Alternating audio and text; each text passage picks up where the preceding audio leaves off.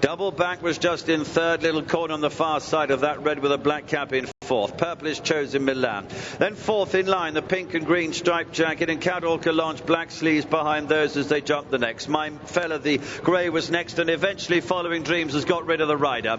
That's Following Dreams unseats rider, having jumped abysmally the last half mile or so. Harbour Court, black and white, has just come into company now with the grey My Fella, and then Forest Walker on the outside of Arctic Pride, the green of Oriel Bank behind those, and Indiana Bay has always been towards the rear. Hello Mr. Kelly's been struggling for a good half mile, and Bally James, who was racing in third place in the early part of the race, has dropped now to be with that at the rear. Down the far side they go. Crow and Rock, and their Little Cornham is down. Little Cornham goes. Crow and Rock leading to in second place Bay to Go. It's almost just about taking it up. Double Bank is with those up on the outside as they take the water, and then Chosen Milan. And now here comes Harbour Court, white and black colours moving through into the heels of the leaders. Forest Walker still well behind. This is the third of the ditches. Cadwell Calanche is in fifth position, and then Forest Walker, Indiana Bay, green and white, little wide on the course, making progress though. Arctic Pride behind those. Now fourth in line is ridden along as they take another plain fence. Still out in front it continues to be Crow and Rock, and Nick Slatter have the lead to Bay to Go with Claire Hart in the yellow jacket in second. Then Double Bank and Chosen Milan, who's got a noseband and white cap, who's narrowly in third place as they take the last ditch. Cadwell Calanche behind those, and then came Harbour Court, and behind this the green of Indiana Bay. Forest Walker in maroon and white starting to stay on. Arctic Pride is behind those. They've only got 5 more to jump now as they race right on top of the hill, and Bay to Go has taken up the lead. Chosen Milan has moved through. Hello Mr. Kelly has been pulled up. Bally James has been pulled up. My Fella well behind, fourth in line Oriel Bank. They also look to have hopeless tasks. 4 to jump. Yellow jacket is Bay to Go. Double Bank in black and red colours, almost level with it, with the noseband Chosen Milan in third position. The long-time leader Crow and Rock is weakened behind those. Cadwell Calanche is coming, and then Harbour Court, the green jacket of Indiana Bay, and on the extreme left the maroon of Forest Walker. They're all trying to get into it. This is 3 from the finish now. Double Bank took it up but hit it hard. Forest Walker almost got rid of the rider. So heading towards home, Chosen Milan. Alan Johns has come through there very strongly. He's travelled nicely. He's hit the front without having to do anything. So he's coming towards the home turn. Here's Harbour Court, black and white into second, and he throws down his challenge. Indiana Bay, the green jacket, in third. Bay to Go is behind those in fourth as they come down to the second last. And so in the centre, the black and white is Harbour Court. Indiana Bay on the left, the green rather hurdled it, but it was okay. These two move on to Chosen Milan, Bay to Go, Cadwell Calanche and Forest Walker. And now Harbour Court and James Tudor come towards the last.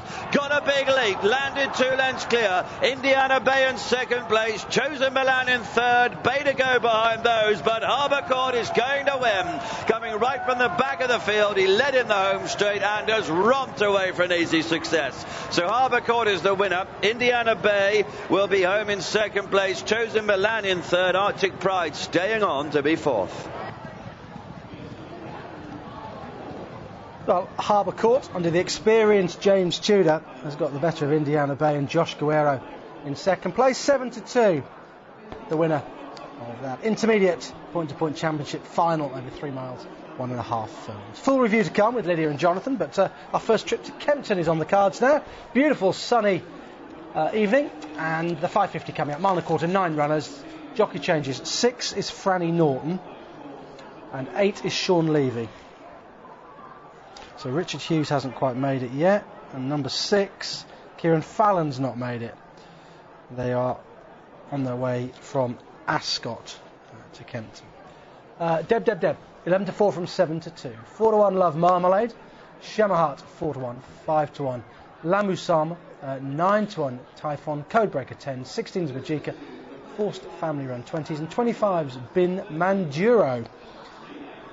Deb, a winner on the all-weather a couple of starts ago. Looked like she might be a filly who would go on, filly to follow. And then things didn't pan out next time at Nottingham. No, had the run of the race to an extent, Angus, out in front, I thought, but she probably just didn't go quite quick enough as it panned out. She's stoutly bred. She looked like she would improve for a step up in trip, and she probably did run a couple of pounds above what she had done when winning here the time before. I loved her attitude when she won here over a mile. I think she might be able to get to the front today, but she just needs to wind up quite a long way out. I don't think that she's got to turn her foot. I think she just keeps on going at that one pace, but she will keep on finding. I think that she'll probably stay a mile and a half, but for me, she's the one that is most likely to be seen to best effect under these conditions. I really do think that on the 10 furlong track at Kempton, a prominent position is a big advantage. And when I look at the main dangers in the race, the likes of Loved Marmalade in second, who admittedly will probably be ridden more positively than when winning at Nottingham last time out, and the likes of Typhon, who's a big drifter but has been steadily progressing. I'm not sure that a shorter straight and maybe coming from a bit further back will be for them. If Loved Marmalade is ridden more positively, I could see him winning, but he's another one. He's a relentless galloper who probably wants a mile and a half, ideally. Right. But I thought it was quite a good race that he won at Nottingham. They're both coming out of Nottingham races, actually, 10 days apart, the two runs. Yeah, the Johnson horse you'd think likely to go forward, isn't it, Love Marmalade? You would think so from two. But might just compromise Deb to a degree, because they'll both want to get on with it. Yeah, I mean, Love Marmalade hasn't front run so far, but I would imagine from that draw, it was kind of posted a little bit wide and couldn't get to the front even if he'd have wanted to, I don't think, last time out. But I think Deb will be keen to get across, and I think David Probert will get the lead. Lamasawama is the one that's been well backed. Wide draw, not sure about a step up in trip based on pedigree, though should be better than a mark of 70, I reckon. Obviously a classified race here, and I think Deb has a really good chance meeting these on the terms that it wouldn't handicap. Love Marmalade, the stronger of the two on the exchanges. Here's David Fitzgerald. Just jumping as the stalls open, Lamusawama, and Bin Manduro just missed it slightly. It's the £200 free bets at Betdaq, classified stakes over a mile and a quarter. Shamaheart up there early, Deb. David Probert wants to get to the lead on that one, the red sleeves to the outside. A couple of jockeys looking across, waiting for a bit of cover, which Deb will provide, and goes into the lead ahead of Shamaheart, and the one to the outside, the two shades of blue, that's Typhon. Love Marmalade, the orange, to the inside now in third as Shamaheart drops back to fourth, the red and light green. And then the green and yellow, taking a bit of a tug, is Code Breaker, the pink and black Forced Family Fun next in the field, ahead of Bin Manduro, making up for a slightly slow start, the yellow and black. And the two at the back of the field, Lamusawama, is just headed by Majika, the blue and red. So 7 lengths front to back, and the leader Deb has gone 2.5 lengths clear of Love Marmalade and Typhon as they head into the back straight. With in fourth place Code Breaker. On the outside of Code Breaker is Shamaheart, now with Sean Levy on board, and Love Marmalade, the orange colours, in third place now Franny Norton, with Richard Hughes and Kieran Fallon not quite making it here from Ascot for this, as Deb leads towards the end of the back straight by a couple of lengths to Typhon and Ted Durkin, then Love Marmalade. Little change in the order here. Majika trying to improve from the back, just hanging a bit around this bend is the leader Deb, quite drastically so, as they approach the final three. Just gets a tap with a stick as well. Deb leads Love Marmalade. Typhon is now driven ahead of Code Breaker, Bin Manduro, Shamaheart, Forced Family Fun, Lamusawama and Majika, but it's still Deb that is retaining the lead, coming around this final turn, and is a little bit wide around it, but has the advantage to Love Marmalade. Where are the closers? Bin Manduro goes into third, Lamusawama getting there for Paul Hannigan, the far side, and is picking up very strongly to come and grab Love Marmalade. Deb can't quite go on, and it's Lamusawama against the far side, the blue colours, that has the lead for Paul Hannigan, going on from Love Marmalade, Deb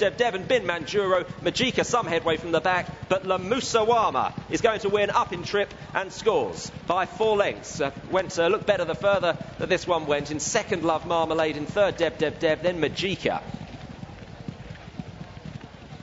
Lamusawama has won. Acclamation cult for Dunlop and Paul Hannigan. No problem with the trip, ridden patiently by Hannigan. Got a dream run up the inside. You don't often get that on this tight mile and a quarter track, but he did. Love Marmalade was in second place under Franny Norton, jockey change. Third, the wayward Deb. The filly didn't handle the bend very well at all, the right-hand bend. She wanted to go left, and David Probert had a real job on his hands to straighten her up. Didn't cost her the race, though, Chris, I don't think. No, I don't think she did. She's slow, isn't she? Yeah, she's just... I mean, she wants a mile and a half in a galloping track, I think. I think she probably is up to winning a race, but she does lack gears. It took her a long time to even get to the lead, didn't it, from that draw? But she hasn't handled this tighter right-hand bend than obviously one round here over a mile, but that's on the outer loop, and probably not quite as tight a bend as you've got on the inside loop. But she hung left off that all the way around. the Musawama, the winner, held up in the early part of the race. I wasn't convinced that the longer trip would suit, given that he's by acclamation. But he'd been an eye-catcher at Newcastle on his final start in a maiden, and he didn't handle Epsom when well punted on his handicap debut. Off since then, given a good break and a career best effort from him, and can probably go on from this. He's beaten 2 horses that arrived here in good form.